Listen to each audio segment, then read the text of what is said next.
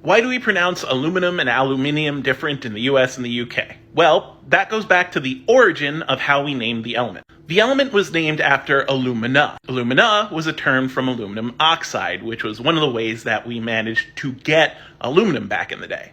I mean, like smelting, blacksmithing type back in the day. It was the element that came from alumina, so aluminum. Aluminum actually is the older term for this element. The problem is that aluminum isn't consistent with the way a lot of other elements are named. Helium, calcium. Most elements that have some sort of base word and then have a suffix to make it an element use the ium suffix. When aluminum was first coined, because there was an I right before the N, the idea of saying it aluminium sounded a bit awkward, so it was just kind of shortened to aluminum. The naming rule was broken, and this is the 13th element, so it wasn't much of a rule. In the early 1800s, a British chemist, Sir Humphrey Davy, took issue with this and said, no, this should follow the naming scheme.